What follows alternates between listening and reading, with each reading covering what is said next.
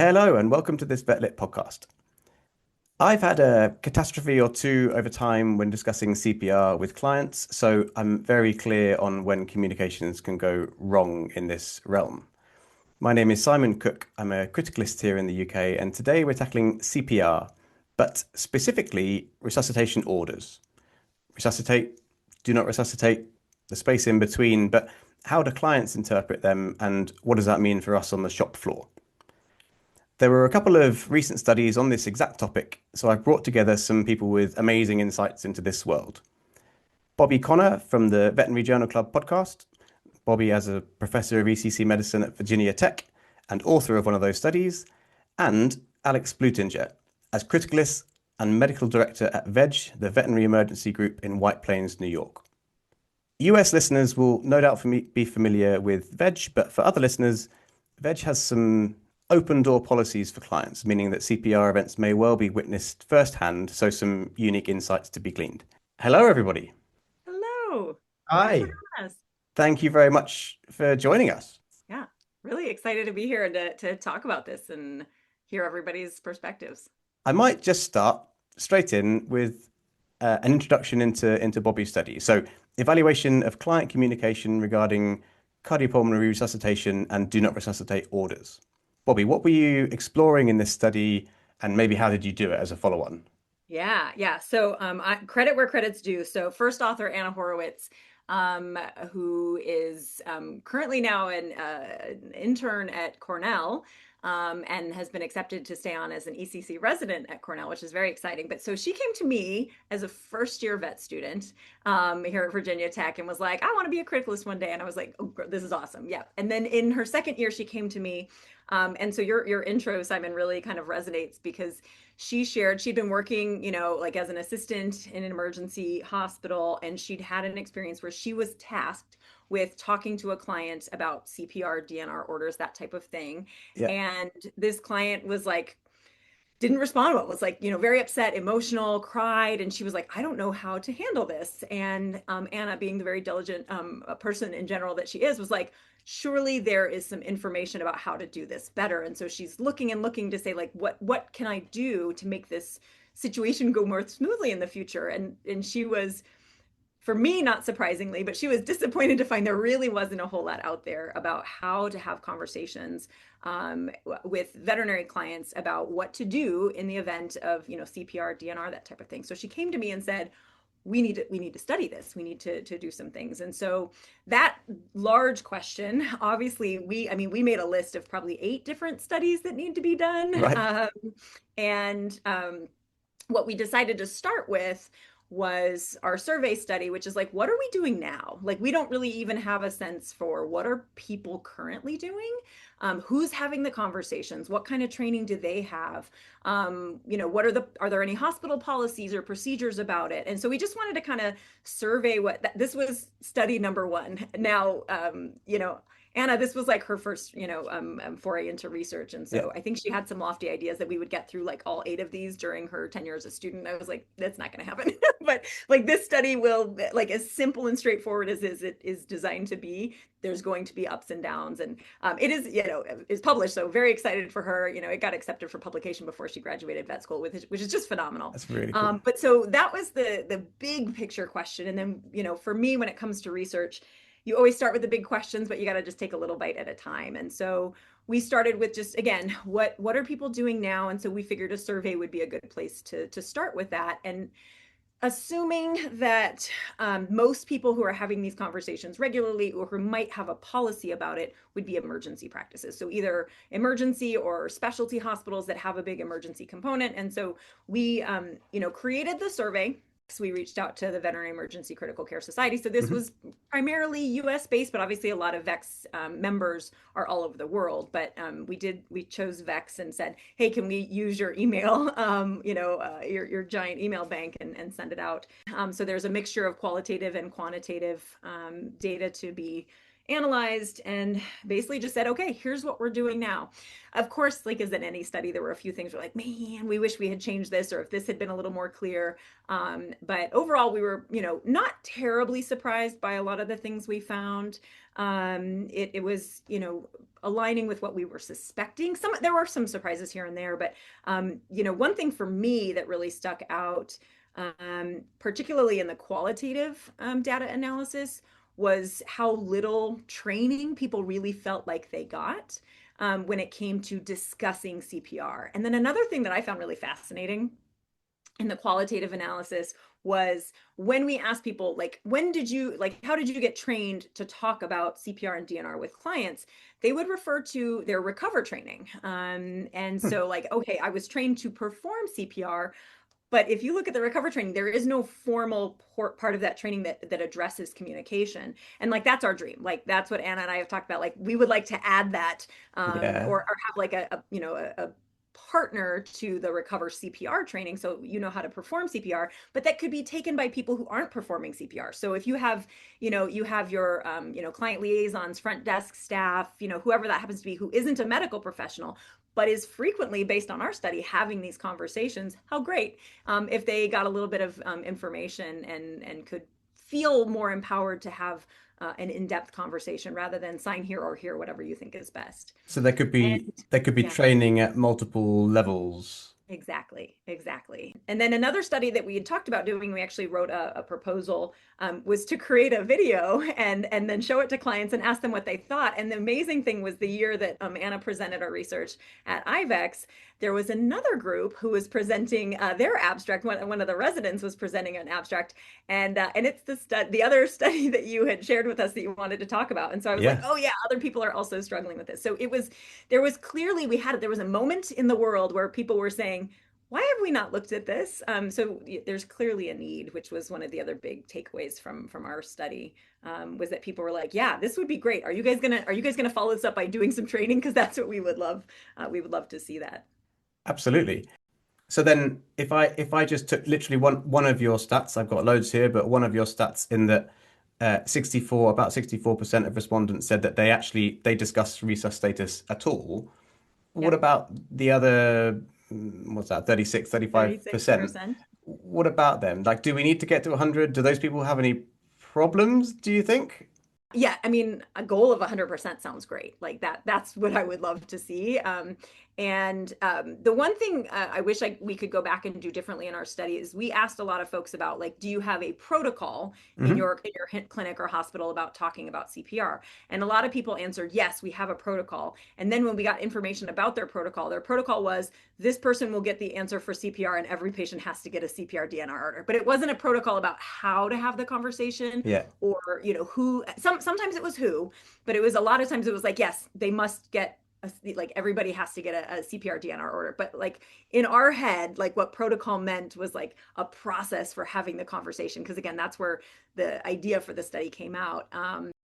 But so what really came out in the qualitative data was that that's really rare. Actually, very, very few hospitals have clear policies for how to have the conversation or what information to provide, how much to provide, how do you do that? So that's where we really feel like the next step need to be, because it's So, going to be a lot of studies before we get this right. figured So then what are your protocols or out. what Yeah, difficulties do you have when yeah, discussing CPR status with yeah. owners? It's a really great question. Our goals are always informed consent, right? We always say that, informed consent. I don't know what that means, right? And I don't know that any of us know. Like, how informed do you have to be in order to make a decision? I cannot cram 4 years of vet school and 15 years of experience in the next 5 minutes of this conversation. So there is no scenario where your informed decision is going to align with the information I have. And so I'm a big proponent of relationship-centered communication, and shared decision making in these situations. And not to jump too far ahead, but like what my favorite CPR DNR order is neither, and I call it like clinician discretion, when appropriate. Yeah, so that's my favorite, and I think a lot of clients really like this one. And when I say favorite, I mean I like having it as an option for the clients who would choose it. So when I bring up the CPR DNR order, and the way I teach students to bring it up is I always present it in the context of how likely or not do I think this is likely to happen, right? So do I think this is very likely? And I'm going to tell them that, or do I think this is quite unlikely? And I tell them that. And then we talk about here's what briefly, what does that mean? And then it's usually a little bit about gauging the client. I kind of go over what the options are and then see what their gut response is. Like it's like, yes, yes, yes, we want resuscitation, or absolutely not, we don't want resuscitation. And then I'll usually, like if it aligns with what I think is reasonable, I don't necessarily feel the need to go into a lot of great depth or detail. If I feel like they might be making a decision that doesn't make a lot of sense, I was like, we could talk about that a little bit more. But most clients, in my experience, kind of sort of pause and they're like, whew, this is really tough. And I'm like, this is a really hard decision. And so I want to make sure you're aware of kind of a third option where, in the circumstance where in that moment, right, if the clinician, myself, or somebody on the team who is overseeing the case at that time feels like based on the best information they have about your pet, that performing CPR makes a lot of sense and we'd have a reasonable chance of getting your pet back to a good quality of life, then we would proceed. And if in our medical estimation, we would say, hey, we don't really think this makes a lot of sense, our expectations of getting your pet back to a reasonable quality of life are quite poor, then we might, recommend do not resuscitate. And clients go, yeah, that one. That's the one I want to choose. So then I love the sound of that, and that's something that we've definitely discussed internally as a team as well. We're not there yet, but then could I ask you, do you have a gauge of amongst clients that have had all three of those options put to them, Yeah. how many of them actually say you make the decision? Doctor's discretion. Yeah. Yeah. The majority. Yeah. Yeah. Yeah. And here's my interpretation of that, right? I think, and this gets back to like informed decision making. I think that clients absolutely understand that they are not going to be fully informed in making this decision. I think Yeah. they absolutely understand that. And I think they inherently believe that as a veterinarian, I care about animals. I care about patients. Like I care about animal welfare and quality of life. And they trust, like, and again, I talk about it. I say, sometimes I'll go into more detail and say, for example, like your dog is quite stable. We're putting him under for anesthesia for a foreign body, but he's in really good shape.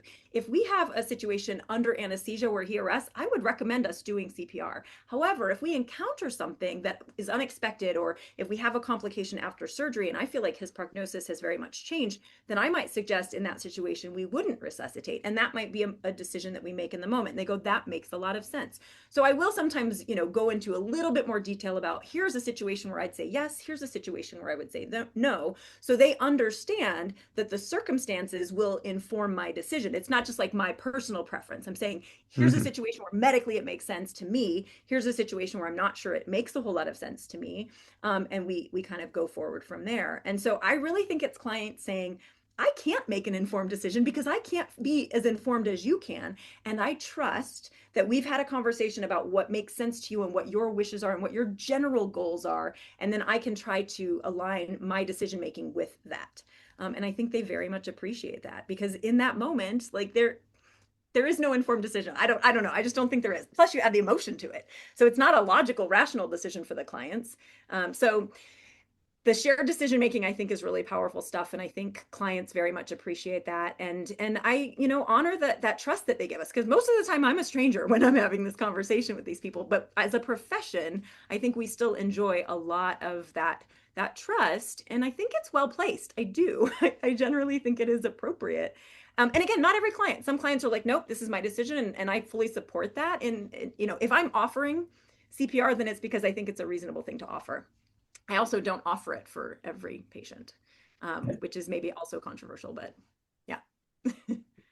That is a cool concept. Yeah. Not to offer it. I might put that's on Yeah. my to-do list to bring back up. Fair. The clinician discretion, it Mhm. would be it would be pretty powerful to know your impression of how that decision has been received, the other end of things as well. Yeah. Presumably, for you to still be quite happy with that protocol, there aren't Yeah. people that say, you report to them, we elected not to, or elected to, and they've disagreed with it. Presumably, that's Yeah. that's the case. I can't think of a situation Great. where that's happened, right? Yeah. Because again, they have given that trust. Now, I take that trust very seriously, right? And I do try Absolutely. my best to honor what I think, my understanding from the clients is, and make the decision that I think makes sense, both medically and after getting to know the client somewhat. It's a big responsibility, and not everybody wants that, and I'm okay with that as well. But it's something that I think clients are grateful for. And again, it's gone both ways. There have been times when we pursued CPR and it was successful. We pursued CPR and it wasn't successful. Obviously, if we did not attempt to resuscitate, that went the way we expected, and that clients were fully understanding that. And here's why, usually Yeah. it's now in the aftermath, you're explaining, here's why we decided not to move forward. The other thing I do is I update these conversations, right? And so, like in the example of the animal that was stable and went to surgery, but then had a horrible aspiration pneumonia event, I might call the owners and say, hey, at this point, right, we're talking about mechanical ventilation, things like if I'm doing everything I can now to prevent your dog from dying, and despite our best efforts, she dies anyway, then, we might need to reframe that. So I will update these conversations as the case evolves. I don't think it should be a one time at the beginning of the visit Yeah. conversation. I really think it's important that, just like every other part of the treatment plan, this is something that should be revisited when medically appropriate. Alex, Can't wait to hear Alex's side. I would say that the way that Bobbi addresses this is very similar to how I do and my team does. So I'm aligned with her. I think we are in a bit of a different situation at Veg because owners are always present, and so there's a couple of things that change a little bit because of the setup of our hospitals. One is that owners being with their sick pets, and I'm going to take the cohort of animals that the conversation needs to happen with, because there is a higher likelihood that that patient could arrest in the hospital. I'm not referring to the ones that are stable that you wouldn't expect to have that outcome. But for the ones who are quite sick, what we have found at my hospitals, and I'm sure others can relate to this, and Bobbi too, I'm sure, is it's such a heavy conversation that the minute you bring it up, it's almost always the first time an owner's ever had to make this decision for their pet. And in reality, I don't think that they are informed to make the decision. And so I think we really have to set them up for making the right decision, which in our minds, like as clinicians, and as Bobbi said, like we usually know what the right decision is, whether they should elect to resuscitate or do not resuscitate. So I'll just add that in the conversations that we have with our customers, I will often say to them, look, this is standard of care to have this conversation, and sort of reframe it as not heavy talk, but more like this is necessary for all patients coming in this state. And then reframing it as like, we need to just come up with our goals here, not take options away. Because I think owners sometimes feel like they're giving up hope if they make the wrong decision, or they're not trying everything they can. So it's more of like, what are your goals in this whole situation? If your pet were to pass, like we know ultimately what that outcome looks like for the vast majority of cases, which is poor, which is we don't get them back. And I will often use the phrase, if you've never had to make this decision before, I'm happy to go through and help you make this decision. And I will be very upfront about what the prognosis is for a patient that cardiac arrests or respiratory arrests. Obviously, it depends on what they're in for. But if they do arrest in the hospital and it's not drug induced, it's not anesthesia related, we all know that the prognosis is abysmal. We just have really, really bad rates of survival. So I'm very upfront about that. And I will even say to people, look, if this was my pet, I would elect not to resuscitate. I think that is an almost unwinnable situation. And I don't want to have to put you through that and then have to make the decision if we get the heart back or then you have to euthanize the pet. Like the gracious thing you can do, the most humane thing you can do if we were to end up in this position, is to let your pet pass at that point. Because the reality is we have a 5% chance of getting them back out of the hospital. And that helps a lot of people make the right decision without us having to sort of make it for them. And because they're in the hospital with their pets almost the entire time for a lot of these people in our hospitals, they're watching their pet who's critically ill, they're sitting with them, they're processing it as they're watching them. And for many of these owners, I believe that they're coming to terms with an outcome for them that feels more reasonable. And reasonable means like they are understanding that their pet is declining or has a high likelihood of not making it out of the hospital. And so I think if the time comes where they do arrest or we're making a tough decision, I believe that they're probably more informed just because they're present with their pet and sort of observing how their pet is progressing in the hospital. I love that, Alex. I think it makes a lot of sense too. And I don't work in an open, concept hospital, but how many times I can think of, over the years where nurses or doctors or students were saying, if we could just get the owners to come in and see what their pet is looking like, they would have a very different perspective and they might make a very different decision. And so I do think there's a lot of power in just being present. And like you said, maybe they don't understand the medicine, but they're more informed about the state of their pet at that time. And I think that's really powerful. I Yeah. can definitely see the value in that because we are in a hospital that has relatively way more closed doors than yours. So I can definitely see the value in an owner gleaning the direction, gleaning the sort of pending eventuality. So I think that's a really powerful option. I love the idea of saying happy to help you make that decision. I expect you get a lot of uptake and relief when you offer that. Yeah, no, we definitely do. Because again, most people, I think, like most people maybe have a misconception of CPR because they've seen it in human medicine on TV or TV shows, and so in their mind, those cases look super successful. Like, you get the owner, you get the patient back, and it's the outcome turns positive. And There's I don't, actually some studies on that, Alex. yeah, There's where they've asked people, like lay people, and they have them watch like episodes of realistic medical dramas. They updated it. So the original one was like ER and Chicago Hope and all things, and then people who don't know what that is, like Grey's Anatomy or whatever. And then they asked them to like estimate, and they know that these TV shows are not realistic, like in completely realistic, but they're kind of realistic. And the CPR rates on those shows are like 98% success rate. And I think crazy. it goes up even higher if it's like not an extra. Like sometimes they'll kill off an Yeah, extra. But like if it's a main character who frequently die and get brought back, like the survival rates on CPR on those shows are amazing. Like we could only dream to get to those numbers. And then of course, like you defibrillate the asystole and they pop right up and everybody's fine instantly. But so yeah, there are actually some studies about how misleading the media is. Anyway, sorry. yeah, yeah.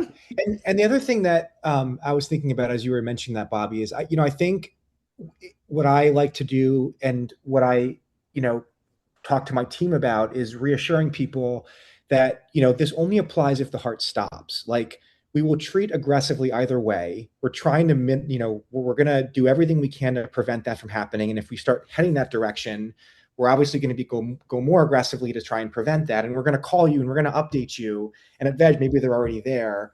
But I think it's reassuring people that we're this is only in that particular situation, which is the worst case scenario. um, I'm curious your guys' thoughts on this too, because I've always struggled a little bit with this. But when a patient starts to decline, let's say they start becoming bradycardic or they start becoming mentally altered, and you can tell they're sort of heading that direction quickly. It's hard to sometimes know, like, when is the point at which you say, like, okay, this is now a DNR and we should stop intervening because we're just sort of pushing a boulder up a hill and we're not making progress, but the patient it's not quite gone, right? Yeah. I've always struggled with that, and I know my team has at times too. Yeah. It's a really good call. I think there's two things for that. So one, I agree. I think those are really hard. To where you say like because sometimes they'll linger for longer than you're comfortable with, right? Like sometimes they go and it's fairly quick and you're like, okay, I feel okay about this. This is a DNR. We're gonna allow this to be. But sometimes you're like, they're just lingering. And for me, it's usually about telling the owners that like this is where we are, this is what we're seeing. We think at this point, maybe the kindest thing would be to just, perform a euthanasia quickly. And unfortunately, it's not gonna be one that if you're not already in the building, we feel like it's fair to wait for you to come in for. So that's part of it. And then, for me, the other piece is like, if you're doing CPR, like who decides when you stop? Because I've worked with so many clinicians over the years that like call and get permission to stop CPR efforts, and that's also not something I subscribe to. I was like, I think that's our call. to decide when we feel like it no longer makes a lot of sense. And I mean, I've been involved in CPRs that lasted for a long time. I think the record is like an hour and a half, and that dog came back and left the hospital. So like, I mean, I'm not quick to shut it down. That's a rare exception. Obviously, it was a very particular situation, but so it's not like there's a time limit where I'm like, after this we will not continue. But there's all sorts of information that we're going to get if this is clearly futile, right? Like if our end tidal CO2 is never higher than 3, like, no, there's no minimum number of rounds, or I'm not going to call the client, be like, can we stop? Because some of them will just say no and forever. Right. And it's just not, it's not in the person's best interest to keep going in my view. So that's another thing that like, I'm always counseling. I always love to ask, students, like, are you allowed to say no? Are you allowed to do this? And they're always like, I don't think so. And I was like, yes, you are. You're not obligated to perform futile medical procedures, if that's your estimation. But it feels kind of icky. Yeah. If you haven't built that relationship with the clients.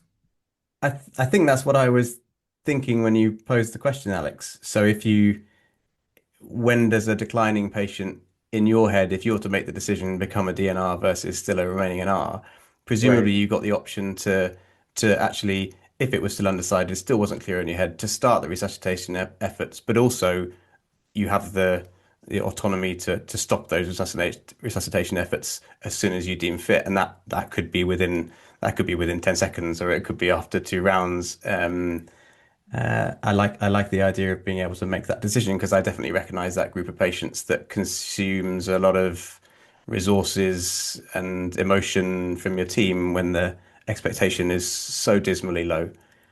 So then before we leave this topic, managing expectations and the not offering resuscitation. Yeah. Tell me about that, because you mentioned it, Bobbi. You say there are some patients in which you do not offer CPR. Yeah, I'm a huge, absolutely. I am a huge proponent of, from an ethical standpoint, right? I want to be so honest and upfront and transparent with clients about like what we're like. I've had this happen over the years. Maybe you all have too, where, there's been a patient in the hospital. We're doing everything we can to keep that animal from dying. It dies. And then somebody, like, nobody's happy about it being a CPR. And somebody says something like, well, just walk slow or something like that. Oh, that hurts. Because if I've told the client, if I've talked to you and we've agreed that in the event that your pet dies, right, it suffers cardiopulmonary arrest, that we will perform CPR. To me, that means I'm going to do the best of my ability, because that's the contract that we have sort of made. And so the idea that we're going to do not our best in CPR really bothers me. I don't feel okay with that. I feel completely okay with telling somebody, in my estimation, this is medically inappropriate to perform CPR in the event that your pet dies under these circumstances, and I will not offer it. And I've had that conversation, and I have a number of situations where I've had that conversation, but I want to, whenever possible, have that conversation up front, because it gives the client some opportunities to, one, push back, right? They can say, hey, here's why I really want you to do that, and so on. And they also have the opportunity to say, then this isn't the hospital. Like, we don't have a veterinary client-patient relationship anymore. And now I have the choice to take my pet to a facility who would do that if that's really important to them. I find that to be pretty rare. Most people, when we have the conversation and I explain why it will not be offered. And there are circumstances where that could change, right? Like if we get new information or if something changes, then maybe we can evaluate that. But as of right now, with the information I have, CPR will not be offered. And there are a number of, like, it's actually, for me, I wouldn't say common, but it's not rare.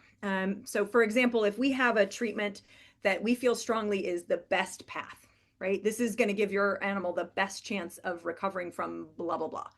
And for whatever reasons, whether it's financial or otherwise, clients decide not to pursue that. Like, say we recommend surgery and you say, we're not going to do surgery. Totally fine. I support your decision in that. CPR is off the table, in my view. Like, the time to do everything is not after they've died, it's before they've died. And so, it's not an option at that point. And I also won't do CPR to prolong an animal's life so that it can be euthanized under certain circumstances. I've had that happen where we just, can we do CPR? We're not going to do surgery for our hemoabdomen. We just want to get the dog back to our general practitioner. Like, we want to and I get the desire, right, to want to have some say and control over how the euthanasia happens, but I'm absolutely not going to give blood transfusions, and I'm not going to like, no, it's just not a thing I'm going to do. And that's not a rational decision, right? Like that is an irrational, which I'm not blaming somebody.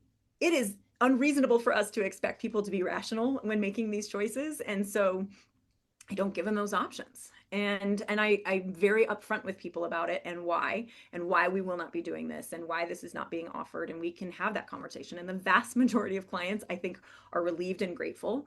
Yeah. And in the exceptions where folks are very upset, we have that conversation. And there are times when I will change, like I don't necessarily change that I think it's the right thing, but in having the conversation with the client, if I feel like this is something that they need for, you know, reasons X, Y, and Z, like I'm open to that. I also, if it's a patient that I would not offer CPR, but another clinician in the hospital has, and I'm there and I'm the doctor, I'm going to do my best. I'm going to perform the best CPR that I know how to do, because that is what we've told the client we would do. And I think ethically we have that obligation. Which is why I don't offer it if I don't think it's the appropriate thing for the patient or the client. So again, I think transparency is really, really important in those situations. I understand that they're hard conversations to have. And so I don't judge somebody who's like, yep, if the owner wants it, I will do it. I think that's fine. I get it. I'm not judging you. I'm just saying I come about it from a different perspective, and it's worked pretty well for me over the years. I give the example, and it's ridiculous, but I give it to students because I think it illustrates things. But I say, if a client brings a dog in and says, hey, I brought my dog here, I want you to amputate his left hind limb. And you said, oh, what's going on? And they said, well, I don't like that leg. You would say no. Like, clearly this is a stupid, like, this is not a medical procedure I'm going to perform just because the client has asked for it. And obviously that's an extreme, but I think that any medical procedure like CPR could fall into that. So if you, in your estimation, feel like it's not an appropriate medical procedure to offer, then you shouldn't offer it. So I feel pretty strongly about that one. Excellent. That's awesome. So the second study we wanted to acknowledge was evaluation of a cardiopulmonary resuscitation video decision aid for pet owners. Now, this was showing clients a video on CPR being performed and seeing if their resuscitation decisions changed pre versus post. Ballpark, a quarter of people did change their minds, and they all seem to very much value the resource very highly and to appreciate knowing more about the intricacies of CPR. The video they were shown was mannequin based, and I wonder how different the results might be if it was a real video or if it was a real experience for them on a real patient, which leads quite well into some questions for Alex specifically. Alex, could you give us a brief intro into the biggest differences between veg owner access and other practice owner access to CPR events? Yeah, absolutely. So the biggest thing that I'll say is that at veg, an owner wouldn't need a video because they're often witnessing in real time what CPR looks like.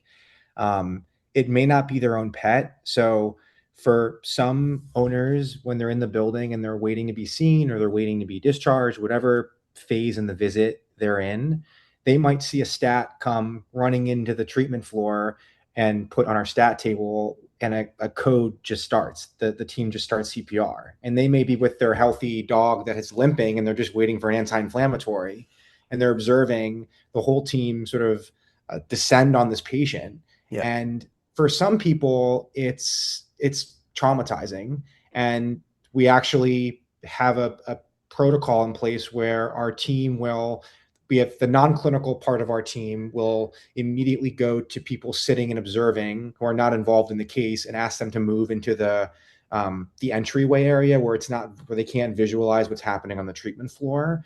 They're not obligated to do that. Like the owners are not obligated to move, but they're being told, like, if you guys wouldn't mind, let's give some space to this owner in this situation. So where they're encouraged to move, and many of them will do it. Others are fine just sitting where they are. But bottom line is everything is just out in the open. They can see everything. So there's real-time visibility of what's happening. And if it's their own pet that comes in and is either already deceased on presentation and we are doing CPR, then they either sort of take a step back, but they're watching, and someone will immediately go over. So CPR will start immediately. Mm-hmm. There's no one saying, like, do you want CPR? The team knows to just start right away until we have a little bit more information as to what's happened. someone will then go over to the owner as they're watching, and oftentimes very distressed, as you can imagine. Sometimes they're in shock, so they're sort of like processing it all, but we'll then try and get a brief history as to what happened, if the owners have any information, so that we can sort of glean back to the initial conversation of like, is CPR futile here? Like, should we be doing this? Or are we sort of, is there no end in sight to this patient's demise? Like, is this the end right here? And then we have to make some decisions. And this is where, like, in real time, you're sort of communicating with the owners, trying to allow them to process what's happening. They're observing what's happening, so they're seeing the intensity of it. And this actually, I think, helps tremendously for them to make the right decision. I will say probably 50% of the time, just observing what's happening, owners will say, just stop. I don't want CPR. And I don't even have to get into, or my team doesn't even have to get into what this entails, which is great from a perspective from us, knowing what the prognosis is for most of these patients. We don't have to even broach that. But for the other 50%, they don't know what's really going on. And so you're having to sort of explain it as they're processing it. And my approach is, if we know that the patient has a poor prognosis from the outset, like let's say they came in for congestive heart failure and they coded in the car, right? Or let's say it was a dog that was just hit by a car who's 12, 13 years old and hasn't been alive for a couple of minutes or 10, 15 minutes on their way to the hospital. And we sort of know what that means. I will usually say to them, listen, this is, the team is doing CPR. We're doing chest compressions. There's no heartbeat at the moment. We're doing everything we can to try and get your dog or your cat, back. But the reality is that the chances are so extremely low that this is going to be successful. And we're going to give it a shot. I'll let you guys think about what you want to do, but we're going to do a couple of rounds, and then I'm going to come and check in on you. And if we haven't seen any progress, then we're going to be at a stopping point. So I sort of like tell them what the stopping point is, because I know in my mind, or the doctor knows in their mind, because our team does this pretty similarly, what is the most appropriate thing for the patient. And if the owner just says, I want to keep going, I will, whether it's in round 1 or round 3 or wherever we are, I'll say, look, we still have no signs of resuscitation, of circulation. I kind of tell them, like, all of our parameters that we look for signs that this patient is responding well are either not visible, not readable. We're not getting any response to our efforts, which means that this is highly, highly unlikely to be successful. And even if it is, the chances of this patient recovering, its brain recovering, its heart recovering, are even lower. I say, we're going to do 1 or 2 more rounds. After the second round, we're going to stop.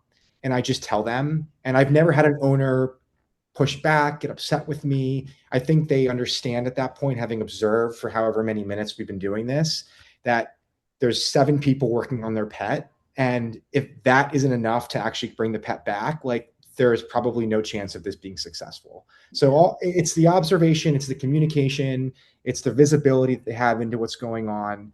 And honestly, it's them making decisions with you, but you sort of guiding them to align with what you're thinking, because you know the reality of the situation. Yeah, I really love that, Alex. One question.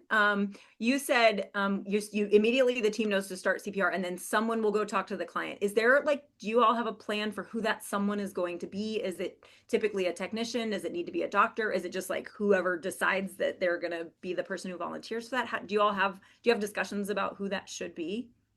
Yeah, so it's usually a doctor. If it's a very, very busy day, and let's say there's doctors that are sort of spread out in the hospital, and maybe there's only 1 or 2 doctors that can get to the patient, sometimes a doctor will say, could someone just go over and briefly ask what they think happened, what they know happened, so that at least we could have a starting point. But the doctor is usually going to be the one to follow up if they're not the initial point of contact. Yeah, no, that makes sense. I was just curious, because I do feel like sometimes it depends on how many doctors are there, right? Because if you're the only doctor, and if you have a nurse who you're like, you can run the CPR, then you might step away. But other times you're like, I kind of need to be here for this. So that can be a tricky situation depending. So there's not a rule that, like, it has to be, this person or that. It's just kind of make that choice. I love that. Right. And then, yeah, as far as like when to end, because I get into cases that it wasn't my case, like I wasn't the primary point of contact. And so, maybe a house officer or somebody else was involved, and they're asking the client about, like, do they want to keep going? And so then sometimes I'm coming in when that's the precedent that's been set. And then to come in and be like, okay. So similar to what Alex had said, I might say, here are the benchmarks that I'd like to see. So we're monitoring X, Y, and Z. And if in the next 2 rounds or in the next, 5 minutes, we don't achieve this, then I'm going to stop CPR efforts. And I just say that's how it's going to be. But I tell them, like, here's what I'm using, right? It's not just arbitrarily. I said, I'm not seeing this. If we don't see this, then I'm going to stop. If we do, then we will keep going. And so I try to let them know, like, you don't need to know the why behind it, but I am using some information to make this decision. And then it sort of prepares them. So you're not just like, we've stopped. So I think especially when they've been set up for that, or they haven't had time to process, it kind of helps them understand where it's going to go. If this happens, then this. If this happens, then that. Yeah. Yeah. And I think most people just don't anticipate how intense it is. Whether they're there or they're not, but certainly when they're there and they see what everyone's doing, that's helpful, because then they know that, like, okay, everything was done. Like, we saw what everyone was doing. They've done the best they can. And if you're telling me that after 10, 15 minutes, there's no signs of life in any form, whether it's end tidal, whether it's, any sort of pulse, you're converting the rhythm from asystole to VFib, and maybe there's a chance you can shock them out. If they see that everything is happening and the entire team has descended on their pet and they're still not seeing success, at that point, they can at least feel a degree of peace with the decision to stop, because they've seen what's happening in front of them. I think it helps give them closure for sure. Yeah. There are some really cool tips there and some bits of advice for like a hard stop. I really appreciate that. And as you say, it's relief again for the owners that weren't prepped in advance of this, which leads me into my other question, is about those patients, or those owners rather, that might have misconceptions or expectations beyond what we're likely to be able to offer. Do you think the frequency of those clients in your hospital is quite low? I think it's lower, I would say, because of what they're able to see. I think there's so many different levers here when it comes to CPR. I think so much of it is based on, who is communicating with the owner, what the owner is witnessing. Because some owners will come in, but they don't want to see what's going on. So they'll stand behind that sort of wall where we put all the other customers, all the other pet owners. And so they're not really observing it. And so we're relying on someone to sort of deliver the message to them. But if that person, it sort of goes back a little bit to the previous conversation around, what we feel is the right patient to perform CPR or not, and how that impacts our conversation with an owner and advising them. I think, like, people in general have a different moral compass on what they would do CPR for. I think there's the cohort of pets who everyone would agree, like, this patient should not have CPR performed. Like, it's just not morally appropriate. It's the wrong decision. There's the ones where it's like, absolutely, we should do CPR because it's a reversible form of cardiac arrest and they should have it done. Then you have this, like, gray zone of, like, should this patient have CPR done? And a good example of that is, like, would you take your own pet to surgery for a hemoabdomen? Like, if you asked half my doctors, they would say, absolutely, I would. If it gives them 2, 3, 6 months and it's hemangio and they'd have a good quality of life, I would 100% do it.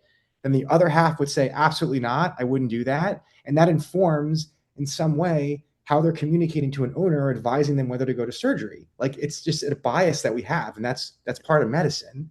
So I think whoever's communicating with an owner, that bias that they have for themselves, for their own pet, is likely to sort of bleed into their discussion and guide owners a certain direction. And that, I think that happens probably more with, at least in my experience, with some of the younger doctors, because it's such a hard conversation to have as well. So I found myself at times in a code, owners deciding they want to keep going, they want to, they want to keep continuing with CPR, and we'll be in 15, 20 minutes, and I'll go up to the owner and we'll swap out and I'll have a conversation with them because we've had no signs of success at this point. And I'll then say to the owner, look, we're going to do one more round. And if we're still unsuccessful with this, we're at a stopping point. And then the owners will say, okay, I understand. And that may have been, I was the right person at the right time to do it. But I think a lot of it depends on who's having the conversation. Are the owners witnessing it? But generally, I would say, to answer your question, Simon, is it typically shortens the duration of CPR rather than prolong it by having owners around. Yeah. Alex, I have two questions for you. The first one is, do you think, and then, you know, if you wanted to do a study, this could be cool, but do you think in your vet, because presumably, like you said, some of the clients don't want to be there. They're in the building, but maybe around, but also some clients are not going to physically be in the building. And it would be interesting to see, right, like how, if there's a difference, you've got like a natural experiment here, right, where you have clients who are there witnessing it, and, you know, what impact does that have on their decision, and maybe even just how they feel about the decision. What impact does it have on the doctors, right, and the team, and how they have that conversation? Because if you're used to people seeing the CPR and being like, oh, okay, wow, I really understand this, versus having that separation, it's easy when out of sight, out of mind, like, yeah, keep doing it. You're not seeing, how does that impact the clinicians? Because now they don't have that aid, as it were, you know, potentially like, hey, here's, I don't have to describe in words what we're doing because you're seeing it with your eyes. And so I'd be curious to see, one, what's your impression? Are our clients much more likely to accept those recommendations if they're there seeing it versus if it's on the phone? And yeah, how could we design that study? So that's question number one. Yeah, I mean, well, that would be such an interesting study to perform. And I don't know that I would take lead on that study, but I would participate in that study. But I do think, without a doubt, when owners are present, because they're seeing what's happening and they're seeing the effort involved, they're more likely to feel like everything was done. And so if you're telling me that there is almost no chance of survival at this point, of recovery, then I'm going to stop, because I see what everyone's doing. So I think the out of sight, out of mind thing is a real phenomenon. I think people are more likely to continue if they're not visualizing it themselves. I feel that's true, not just in CPR, like, right? We have patients that you're just like really wanting them to consider euthanasia, and you're like, what if you came in and saw your pet in the oxygen cage and how much distress she's in? So yeah, we definitely, those of us who not in veg hospitals, who don't have this all the time, will sort of use that as a tool to be like, what if you came in to see her? Because I think that is, again, what is it? A picture, you know, speaks 1,000 words or whatever. Like, seeing it visually, right, conveys so much more than we ever can with words. So yeah, that's okay. We'll keep poking you about doing some research on it.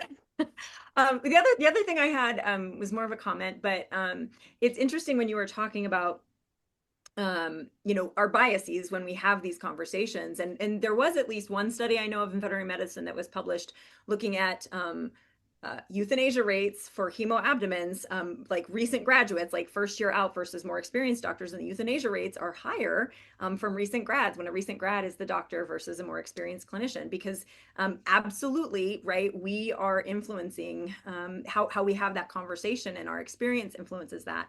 And it's one of the reasons I like thinking about it from like qualitative research as opposed to quantitative. Most veterinarians are very familiar with quantitative research, and qualitative research is this fuzzy, like, we don't really understand it. But one thing I love about qualitative research and qualitative researchers is they usually open up with, here are all of my biases, and like, I've acknowledged them, and this is how this might be, so that you as the reader can know, this is how this might be influencing my interpretation. I love the acknowledgement of the biases that we have, because quantitative researchers also have all these biases. We just like to pretend like we don't. And it's one of the things that I love about that relationship-centered communication, where I'm telling you what I think. I'm not hiding that this is what I believe, or this is my, like you said, you're like, if I love that you, Alex, said that you would volunteer. If this were my pet, this is what I would do. Because a lot of new grads, recent like house officers, like, oh, I hate that question. I'm like, what are you talking about? It makes things really helpful to like build that rapport and that relationship. And I think it's acknowledging those bias. Like, we all have them. It's when we pretend like we don't, that's where I think it gets dangerous. I think it's okay for us to have our own, you know, perspectives, and just be honest with the clients about what they are, and make sure that they know that you don't have to agree with me for me to support you, right? If I'm giving you an option, that's because I'm absolutely happy to support you in that decision. But I'm also happy to share with you, if you're open to hearing it, what I think, because to be honest, whether you're open to hearing it or not, it's going to bleed into this conversation. And so I think acknowledging it is really powerful. I totally agree. I've also found that a lot of clinicians are uncomfortable when owners ask them, what would you do if it was your pet? And I find that so interesting. And I would say there was a time when, you know, I felt that way. I was like, I'm biased. You know, I see this from a completely different lens. Also, my access to care is different. The cost of care for me is different. I'm just, it's so different for me. But as I've sort of thought more about that question and practiced more, I think it's like probably one of the most valuable bits of information we can give owners. Like, we have such a unique perspective. If I went to the doctor and I was trying to make a decision about myself, whether I should pursue a particular surgery or whatever, I would always ask the doctor, like, what would you do? Yeah. Because I'll trust that person in front of me. So I'd want to know that. If they said to me, I'm not comfortable telling you that, it's your decision, I would probably have a problem with that. So I think it's a really valuable, really valuable thing that we have that we can offer owners, especially in situations like this where it's very new for owners and they've likely never experienced this before. I love it when you have the opportunity to offer that opinion as well. I think it's really cool. And we did a study a few years ago specifically trying to explore that, to say, well, there's this subpopulation of patients that you know full well they're not leaving the hospital, and it's not available in a stat anywhere as to why. But how accurate are you when you have those opinions? And turns out, yeah, it's pretty accurate. The surprise test is a great prognostic test. You don't find yourself in that situation enough, or how do you convey it to the owner if they haven't asked for it? Yeah, so if they ask it, I think it's awesome. It's a great opportunity. Yeah.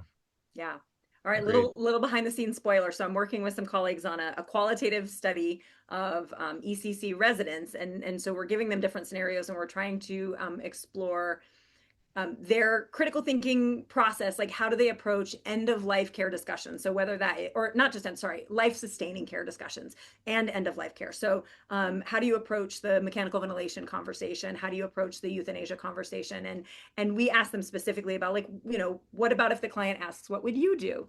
And it's not universal in our cohort, but most of them are like, oh, I hate that question, or I avoid that question. And I think it's so interesting that I think the further along you get in your career, the more experience you get, you're like, oh my God, I love that question. It opens up, like you said, Simon, you're like, oh, good. You've given me permission now to share with you what I think. And, but it is funny how that, and I don't think it changes for everybody, but I do think for a lot of people, throughout the course of your career, you feel very differently about that question, and even sometimes get to the point where you're like, I'm happy to volunteer this, because not everybody feels comfortable asking, because some people they may have had a bad response, when they asked a doctor before, and I've heard people teach students not to answer that question, and I was like, I disagree. I answer it all the time. So yeah, pretty fascinating stuff.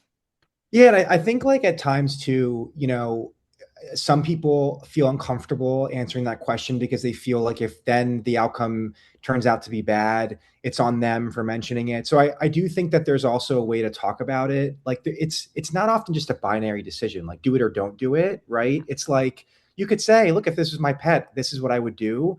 But also, if you chose to go this path, also very reasonable, right? Like, I'm just telling you what I would do, but like, there's more that comes out of that conversation, not just like, this is what I would do, period. And that might be the case in some situations, but I think, like, also being able to explain the nuances of that decision helps owners also not feel like they're boxed in.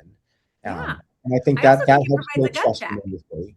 Absolutely. I also think, though, like, if you say, here's what I would do, and they go, ooh, that, like, sometimes just hearing that helps solidify that that's not what they're going to do. And I say, and perfect. If it helps you come to a decision, then this was helpful information. And again, that's awesome. So if me saying, I would probably stop here, and they're like, oh, that doesn't feel right. Okay, good. So that's you, like, making the decision. That's helpful. Yeah, exactly. I'm happy with that.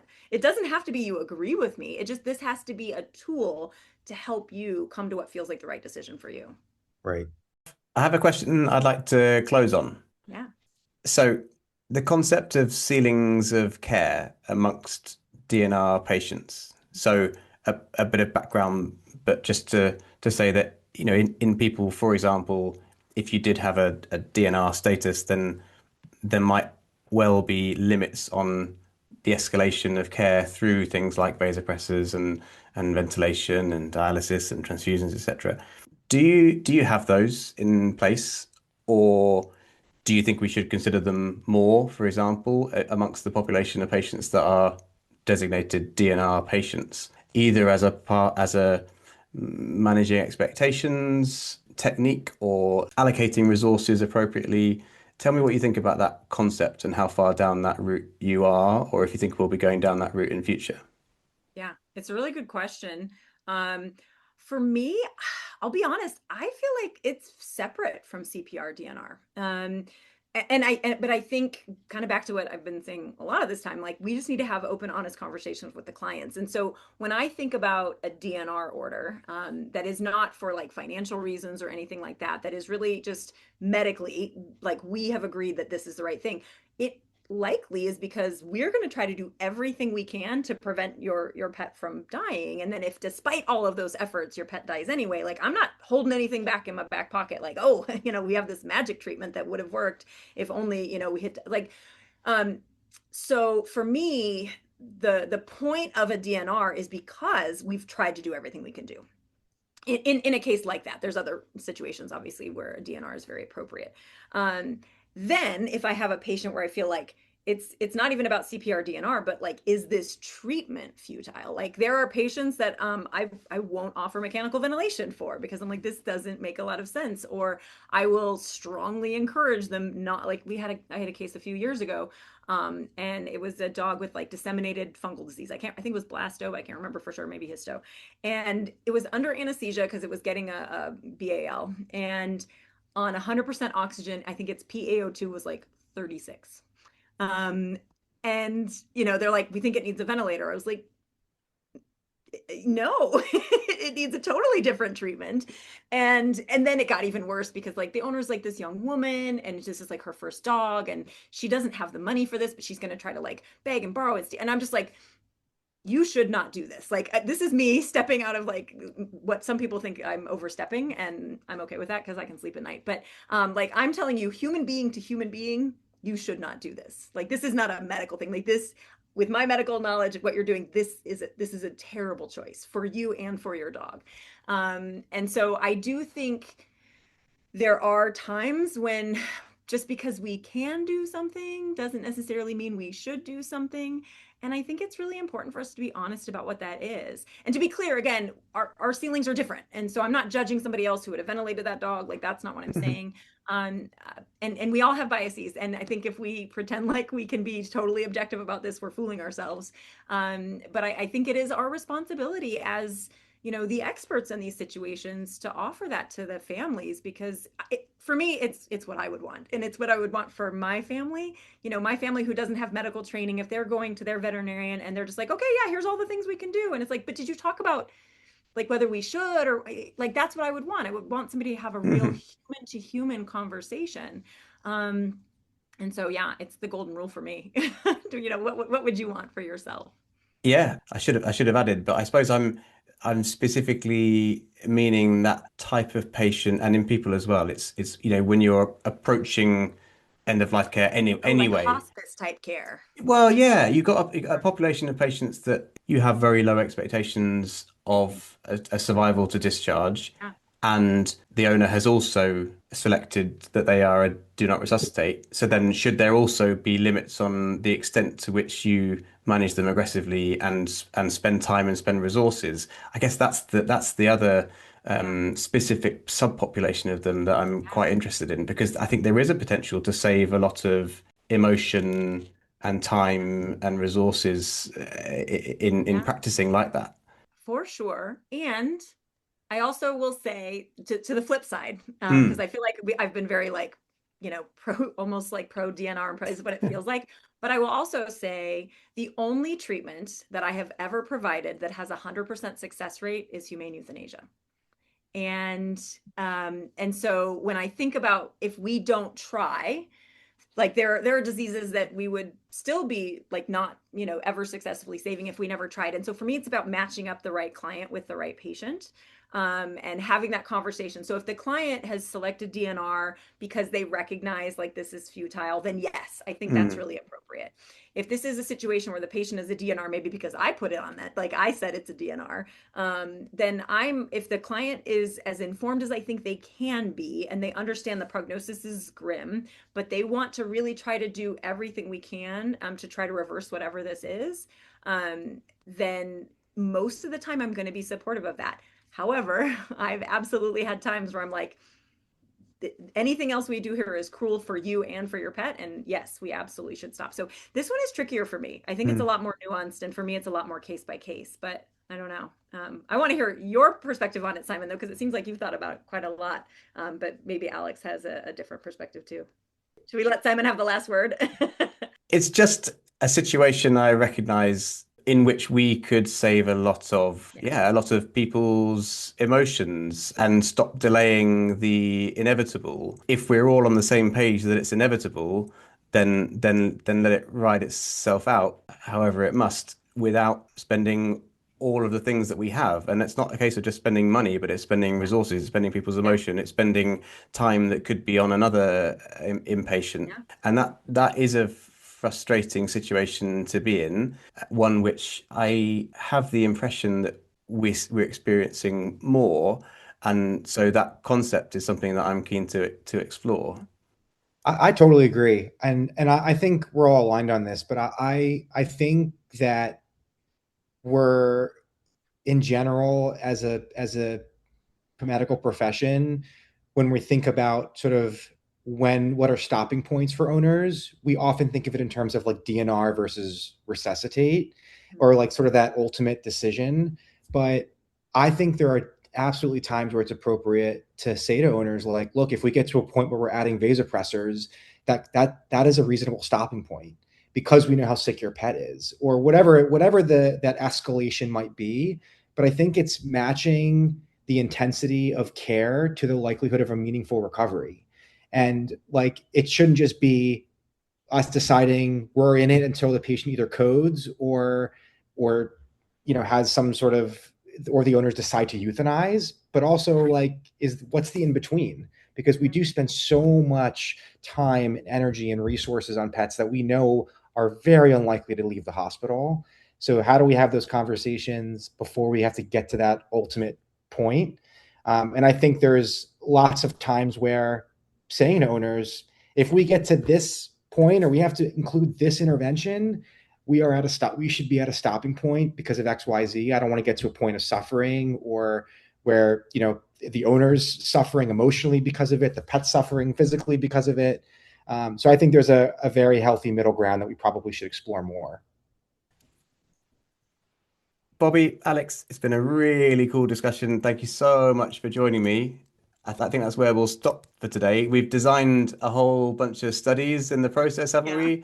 I want to see the results of the remote owner versus the in-person owner resus efforts and effect on team. I expect to see it next year, Alex. Yeah, I think Simon offered to be a co-author on that, though. Yeah, I did. Yeah, exactly. Simon, it was so fun. Thank you so much for having us. This was a really great discussion, and the more we can talk about these things and really empower people to have the conversations, I think is really powerful. So thanks for having us. Thank you, Simon. It's been a blast. Not at all. As always, the aim of Vetlet is to make veterinary literature not just more accessible, but actually accessed. And hopefully we've managed that in some small way in this episode. If you found this useful, a quick star rating wherever you listen really helps these conversations reach people who might benefit from them. You'll almost definitely find something that interests you on the site, so do have a browse and check back here, there, or via the email updates for more. But for now, have a great day. It's goodbye from Bobbi. Goodbye. It's goodbye from Alex. Goodbye. And it's goodbye from me. Bye for now.